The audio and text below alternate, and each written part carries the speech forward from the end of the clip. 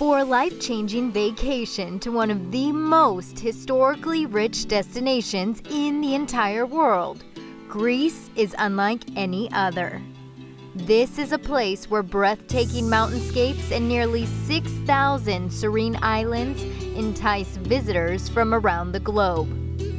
Where the ruins of yesterday's great empires and deeply ingrained culture keep the land and its people rich in tradition and heritage. You'll be amazed to find out how many hidden treasures and adventure that this land has to offer. I'm Jenn Barlow. Welcome to the birthplace of democracy, the unspoiled country of Greece.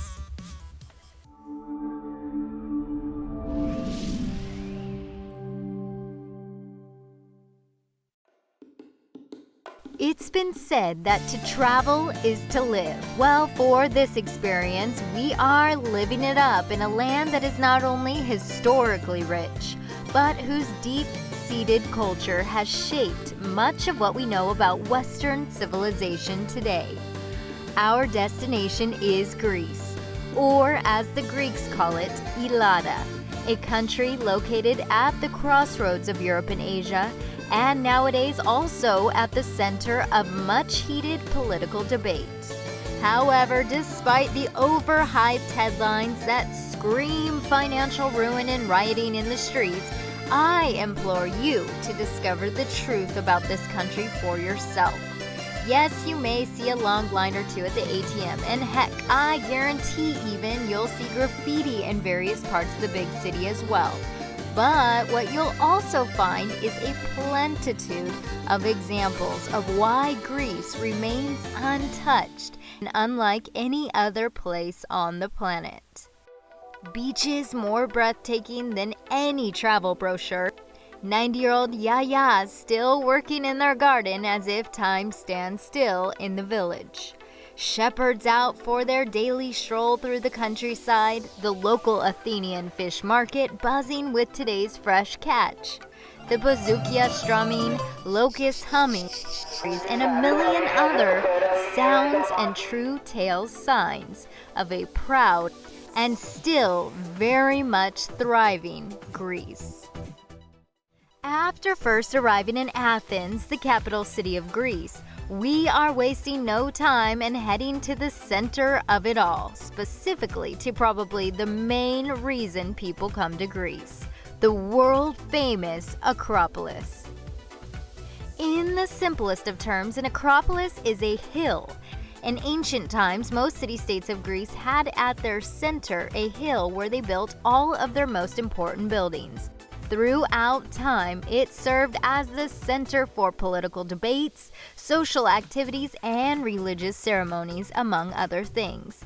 It also contained many temples, sculptures, monuments, and one of the most famous buildings in the world. Dun-da-da-da! The Parthenon.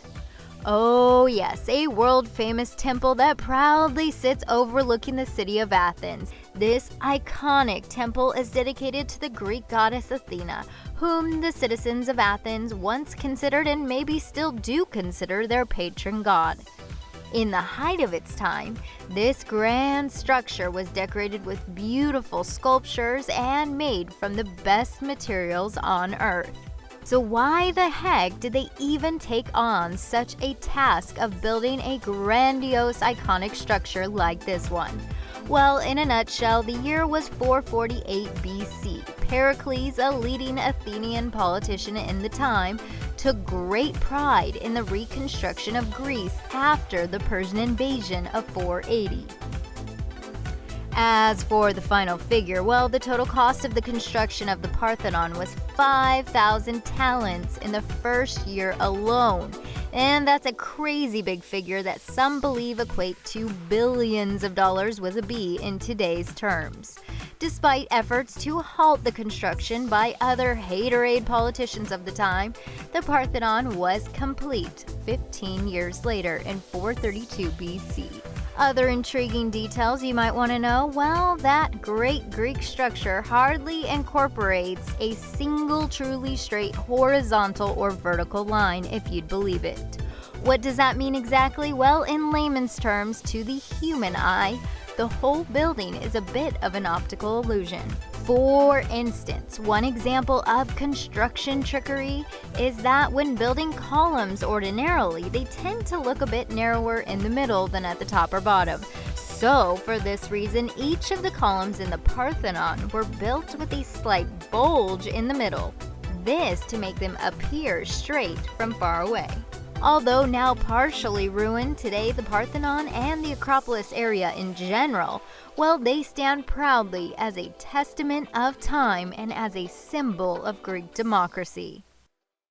Moving down and away from the ancient Acropolis site, it's exhilarating to get better acquainted with the city of Athens. How to describe Athens? Well, in a word, busy. Out of the nearly 12 million Greeks that live in the country, well, about 3.5 live in and around the Athens area. So, like many other European capitals, there are a lot of people packed in, living, and parking on top of each other. But what I truly love about this city is that it has an ability to fuse opposing forces, old and new, ancient ruins mixed with modern-day amenities, greenery with graffiti, greenery and, machinery this time, kittens and, more kittens. This city is a curious melting pot of ideas, buildings, and people as it has been since the beginning of time. You could spend days or even weeks exploring the many narrow streets, ancient relics, and modern-day markets that are sprinkled all over this ubiquitous city. Now, speaking of markets, next we are heading to an area of downtown that many of today's local people flock to. No, I'm not talking about a heated political rally, although for full disclosure, it can get a bit loud and rowdy inside here. However, I'm talking about the Athens Fish Market. Oh yes, a bustling one-stop shop seafood place that is oozing with every once-swimming creature that ever was. Groupers, mackerels, octopi, rays, and whatever the heck that fish is. If you want to eat like a Greek, you better wake up early on a Saturday and get your butt to the fish market. Here at the Greek Fish Market in the center of Athens, it's loud, it's crazy, but we're going to get some truly authentic Greek fish that they would eat here right in Athens. Oh yes, a wonderful oasis of ocean fish and others. To be honest, I don't know that I've ever really seen an equivalent fish joint in the US or any other country for that matter when it comes to the variety and sheer freshness of it all. Individual fish stands as far as the eye can see, and locals proudly and loudly displaying and boasting about their recently trawled varieties. I too was no exception to the rat race, fish race in this example. That's why I met up with my friend Eftihia and her family for the lowdown on which fish is best to buy. What kind of fish are we looking to buy today? What kind of fish? We come here, it's so beautiful, they have so many fish, you don't know where to start from, but we're going to start with barbuña, the red fish, I think. That's something that they would typically eat right here. Barbuña is very, very sweet because it's a Greek fish.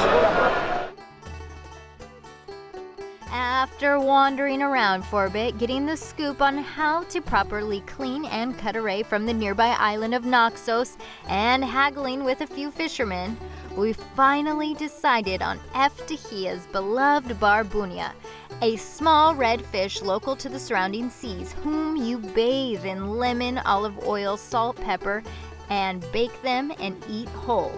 And did I mention we also rounded up some cuttlefish, a small squid-like cephalopod that is cooked in its very own ink, and lastly, chipura fish, a type of white sea bass, all of whom go great with a village-style Greek salad and great company.